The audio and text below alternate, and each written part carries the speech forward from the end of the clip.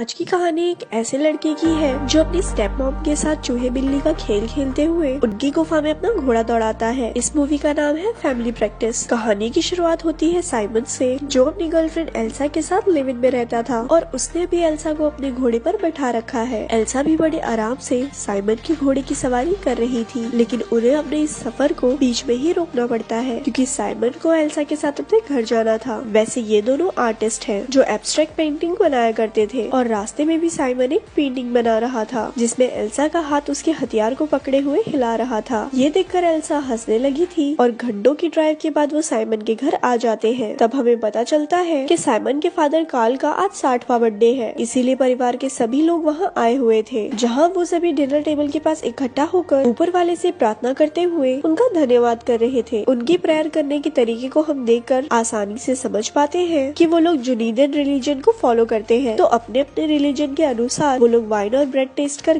Party को शुरू करते हैं। अब इतने रिश्तेदार आए हुए थे तो वो सब साइमन से उसकी जिंदगी के बारे में बात करते हुए उसके मजे लेने ही लगे थे कि तभी कार्ल बीच में आकर साइमन को उनसे दूर कर देता है। वही खड़े खड़े साइमन देखता है कि उसकी मॉम एग्नेस एल्सा से काफी घुल मिल गई थी। तभी उसकी नजर पड़ती है उसकी स्टेप मॉम सेल्जा पर, जिनके साथ कार्ल मजे किया करते थे। साइमन जिस तरह से सुलझा को देख रहा था उसे देखकर हम इजीली समझ पाते हैं कि वो भी सोल्जा को पसंद करता है। अब कार्ल ज्यादातर समय अपनी गर्लफ्रेंड सोल्जा के साथ ही बिता रहा था, इसीलिए एग्नेस थोड़ा नाराज रह रही थी और अपनी मॉम की नाराजगी को साइमन ने भी नोटिस कर लिया था। ये सब भुलाकर सभी साथ में खुशी खुशी केक काटते हैं, जिसके बाद साइमन एल्सा से जाकर गले लग रहा था और वही किचन में एग्नेस सबके लिए केक लेने आई हुई थी, जिस दौरान अचानक से उन्हें एक दौरा पड़ता है और वो वहीं पर गिर पड़ती है। अब गिरने की आवाज सुनकर सब आकर उन्हें होश में लाने की कोशिश कर रहे थे और एग्नेस की हालत को देखकर सबसे ज्यादा परेशानी कार्ल को होती है। वैसे मैं आपको बता दूं कि कार्ल एक डॉक्टर होने के साथ एक आर्टिस्ट भी है, जिन्हें एब्स्ट्रैक्ट पेंटिंग करने का शौक है। बेबी इन्हीं की काबिलियत इनके बेटे साइमन को मिली हो। कार्ल एक डॉक्टर था तो वो अपनी वाइफ को संभाल लेता है। इस इंसिडेंट की वजह से पार्टी खत्म हो गई थी, इसीलिए साइमन भी एल्सा के साथ शहर लौट गया था। अब साइमन अपनी मॉम की वजह से थोड़ा परेशान था, तो एल्सा वही उसके अपार्टमेंट में रुक कर रात भर साइमन के घोड़े पर बैठकर उसे भी अपने साथ खुशियों की राह पर ले जाती है। अगली सुबह साइमन अपनी सारी पेंटिंग्स लेकर एल्सा के पास जाता है, जहाँ वो दोनों वो सारी पेंटिंग्स को किसी ऑक्शन में बेचने की तैयारी में थे। तभी वहाँ एग्नेस आकर साइमन को बताती है कि वो कार्ल के साथ एक वीकेंड पे जा रही है, तो साइमन को घर आकर कार्ल के हॉस्पिटल में काम करना होगा। साइमन भी समझता था कि इस वेकेशन की वजह से उसके पेरेंट्स करीब आ सकते थे, लेकिन इस चक्कर में वो अपनी पेंटिंग्स को ऑक्शन में नहीं बेच पाता। आगे हम देखते हैं कि साइमन अकेले ही घर जा रहा था क्योंकि एल्सा बहुत ही बिजी थी। घर आने पर कार्ल साइमन को सारी चीजें समझाता है कि किन किन चीजों का उसे नोट्स बनाकर रखना होगा, जिसके बाद वो एग्नेस के साथ वेकेशन के लिए निकल जाता है। वैसे उन दोनों को साथ में खुशी खुशी जाते देखकर सोल्जा कुछ खास खुश नहीं थी। उनके जाने के बाद शाम में साइमन एल्सा के साथ एक इवेंट देखने जाता है, फिर वापस आकर अपने काम करने के साथ पार्क में अपने कजिन के साथ मस्त चिल कर रहा था कि वहाँ सोल्जा आ जाती है, जो उसके प्रोफेसर में काफी दिलचस्पी लेती है। लेकिन सोल्जा की बातों से साइमन हर्ट हो जाता है और जब किचन में सोल्जा कॉफी लेने आती है तो वो सारी कॉफी बेसिन में डालकर अपने रूम में चला आता है। अब रात में वो कुछ पेंटिंग्स बनाने का ट्राई कर रहा था, लेकिन माइंड डिस्टर्ब होने की वजह से वो कुछ ड्रॉ नहीं कर पाता। तभी वहाँ उसका कजिन आता है और एक मीट के टुकड़े को अपने डॉगी को दिखाकर उसे चढ़ाता है। डॉगी के भौंकने की वजह से काफी शोर हो रहा था, इसीलिए साइमन उस मीट का टुकड़ा उस डॉगी के पास फेंक कर उसे शांत करवा देता है। अगली सुबह साइमन नोटिस करता है कि सोल्जा फोन पर गुस्से में कार्ल से बातें कर रही है और जब उसे कार्ल का फोन आता है तो वो समझ जाता है कि सोल्जा इसीलिए गुस्से में है क्योंकि कार्ल एग्नेस के साथ बीच पर गया था और इस बीच पर सब लोग अपना उतार कर जाते हैं। वैसे कार्ल उसे समझा रहे थे कि वो सोल्जा को परेशान ना करे, जिसके बाद वो अपने अंकल के साथ मिलकर काम करता है और जब वो सोल्जा से माफी मांगने के लिए उसके कैबिन में जाता है तो वहाँ उसकी मुलाकात एक पेशेंट से होती है। इस वजह से वो उस टाइम पर सोल्जा से माफी नहीं मांग पाता, लेकिन थोड़ी देर बाद वो सोल्जा के पास आकर उससे माफी मांगता है और अपने इस लाइफ से परेशान सोल्जा खुद को कंट्रोल नहीं कर पाती और साइमन के सामने ही फूट फूट कर रोने लगती है। साइमन भी उसे संभालता है और उस दरमियान सोल्जा साइमन को हक कर लेती है, जिससे उनके बीच एक ऑकवर्ड सा मूवमेंट बन गया था, लेकिन कुछ हो उससे पहले दोनों एक दूसरे को संभाल लेते हैं। लेकिन इस इंसिडेंट के बाद से ही साइमन सोल्जा के ख्यालों में ही डूबा रहता है। इवन एल्सा के साथ होने पर भी वो सोल्जा के बारे में ही सोच रहा था। अब अगले दिन वो सोल्जा से बात करना चाह रहा था, लेकिन सोल्जा को किसी काम की वजह से